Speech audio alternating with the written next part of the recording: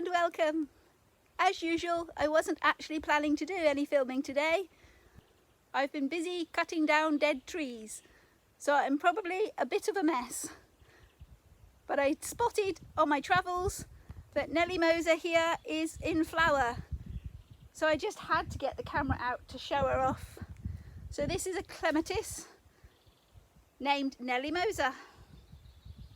I've also noticed, I don't know if I can pick it up on camera, inside this flower here there's a very interesting little white spider living. There it goes. Where is it? Oh, it's hard to see. Can we get it? There, fanning out its legs, trying to scare me off. Come on, little spider. Woohoo! Back to your home.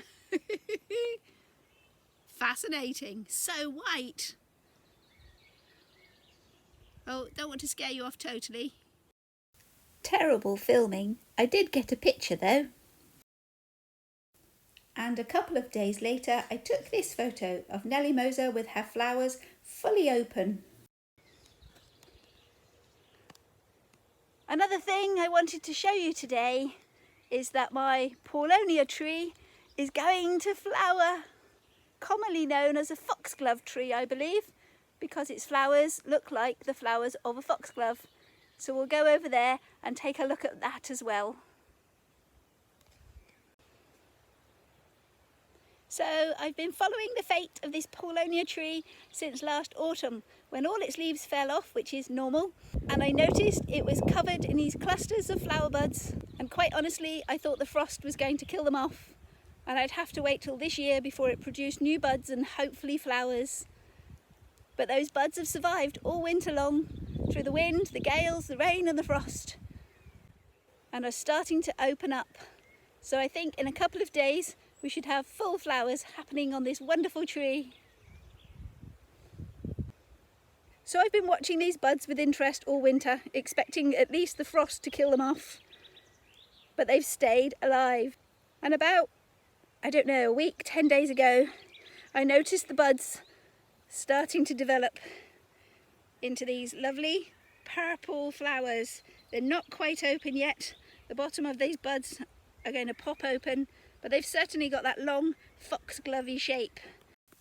And here they are a couple of days later, opening up beautifully. A most unusual flower for a tree. Oh my, it's awkward to film today with not having the tripod. Here we go. I brought you over to see the red hot poker, a plant I stuck into this grassy meadow, I don't know, 4 or 5 years ago, when it was just 2 stalks of flower, and it's settled in very nicely and gives me a wonderful display every year. So that's the red hot poker. And the oxeye daisies are just starting to flower, the very first 3. Something else exciting I've also spotted today. Lady pheasant walking through the meadow. Unfortunately, I can also see cat walking through the meadow. Hopefully heading to me and not the pheasant. Where's pheasant gone? She's there. She's seen the cat. She's crooking down. Cat's gone. The cat is heading for me. Hello, Miss Meadow Cat.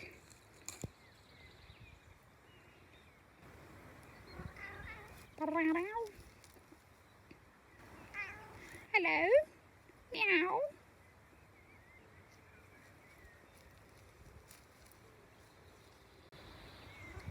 Meow. Hello, pretty puss. You enjoying this sunny day now the rain has finally gone away? I thought you were coming to see me. Obviously not. You were just having a mooch around. Where have you gone? Oh, in between my legs. Can we get in close? Yes, we can. She's very well camouflaged.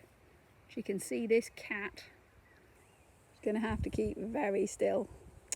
It's annoying because that means I can't get any closer.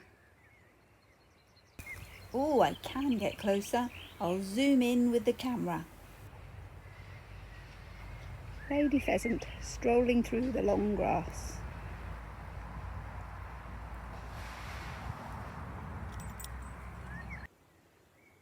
So my first task of my busy day was to pump water from the stream into the pond in the polytunnel.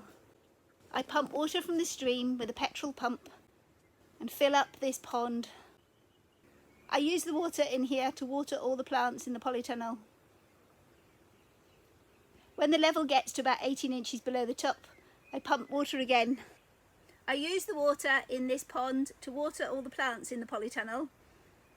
I only ever allow the water level to get to about 18 inches lower than the top, making sure the fish have still got plenty of water to swim about in and live, as well as plenty of water for the water lilies to be growing in. The system has worked very well for many years. It's a bit of an effort because the stream is down a slope and I have to carry the pump down and carry it back. So this is it, the pond is all full and should keep me well stocked in water for the next few weeks.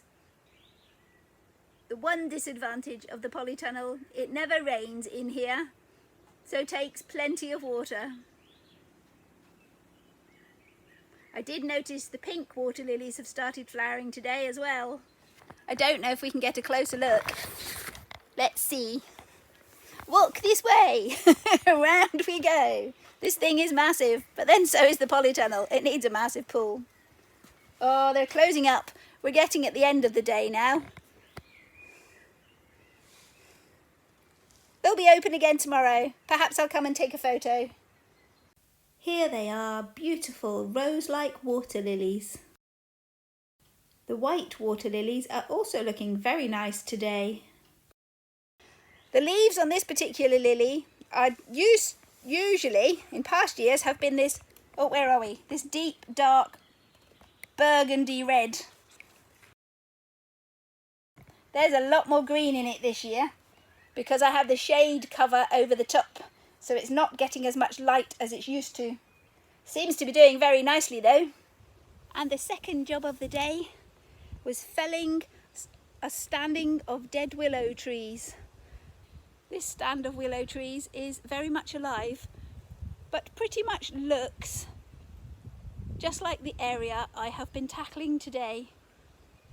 So we'll go and see what it looks like after I've been hacking at it with a chainsaw.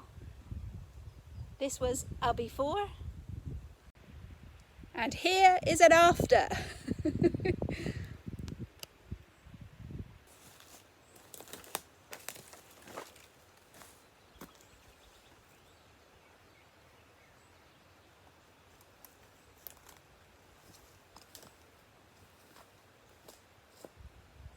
And here is what it looks like after I have been attacking it with a chainsaw. Normally I would have just been felling trees and clearing logs and getting them out of the way and tidying up the landscape. But today, with my new hobby and interest of carving things on the wood turning lathe, I have very much got my eye out for suitable timbers to turn into bowls. Now these have been a stand of willows and poplar. Now there is one big pine tree at the back. I'm going to put my chainsaw down. Oof. My blades are safe. There we go.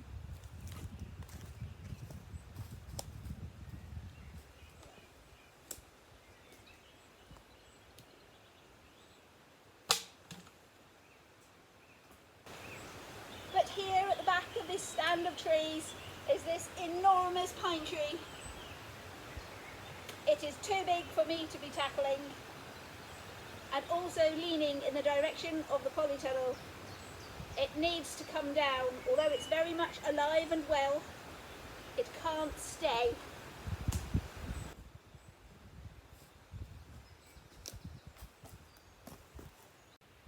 Now this pine tree, centre of shot, is very much alive and well. The difficulty is it is enormous and much too big for anything I would want to be tackling. Much too big and therefore dangerous for me to tackle.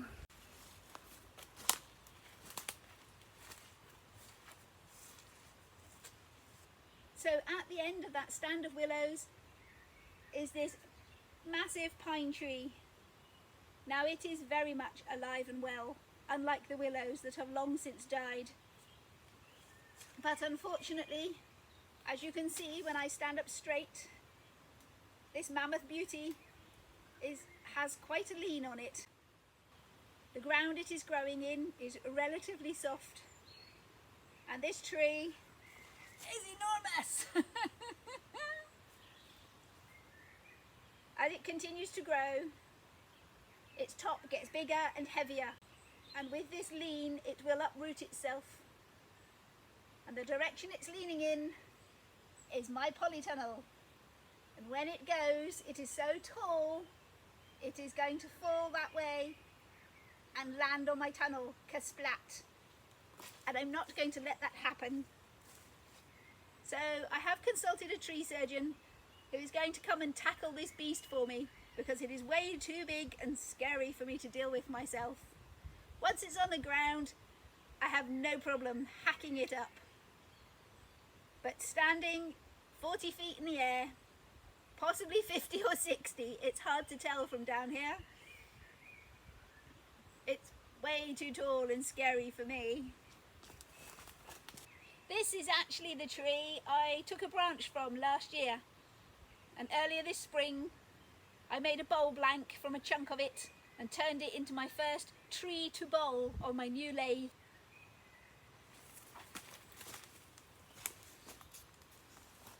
So hopefully when this monster is felled, I will be able to rescue lots of timber for lots of future wood carving projects.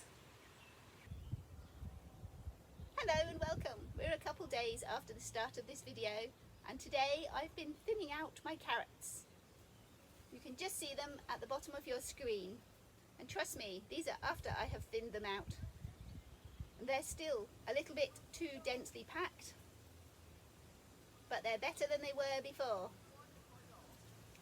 Most of my carrot thinnings I've already been in the kitchen and rinsed them out, and these are going to be a nice little snack added to my lunch today. So I'm already harvesting delicious food. But some of them I have put to one side in some water, and I'm going to try a bit of an experiment with these few and replant them. Not something I would advise anyone to do, but I'm interested to find out what happens. I know you can cut the top off of a carrot and stick it in a saucer of water and the greens will continue to grow and sprout, but it's never going to grow a new root like that, or not a carrot root that you can eat.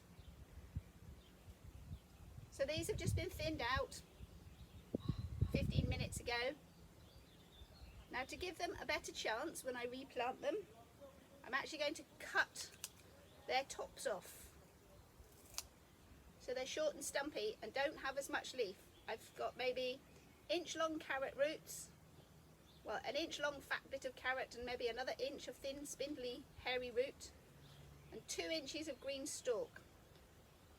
I don't want these new little transplants to be suffering too much dehydration, losing evaporated water from the leaves. So hopefully that'll give them a little bit of a better start.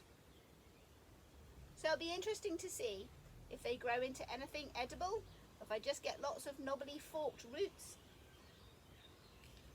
which is the biggest risk with a carrot. The roots are going to fork out and you'll just have this knobbly mess that's difficult to peel or do anything with. But I want to know what happens, and otherwise I would just throw them away. So I made a big deep hole with my finger. I'm going to pop my carrot root in and push the soil back around it, and then I'll give these a jolly good water and watch to see what happens next.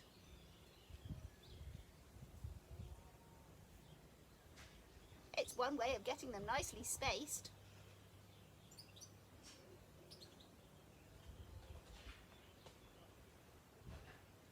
I'm sure they will grow, but whether they will grow a carrot root worthy of the kitchen is a completely different matter altogether. Here's my little transplants, spaced out nice and neatly in their tidy little rows, waiting for a good drink of water to start them growing again. And this is the rest of my lunch harvested from the polytunnel. You can't quite see it in the last photo, so here's my first gherkin of the season, resting on the pea pods. If you've enjoyed today's video, don't forget to click that like button and let me know. Click subscribe and YouTube will make sure you see my next video. So bye for now, and we'll see you next time. And don't forget, whatever you're doing, have fun doing it.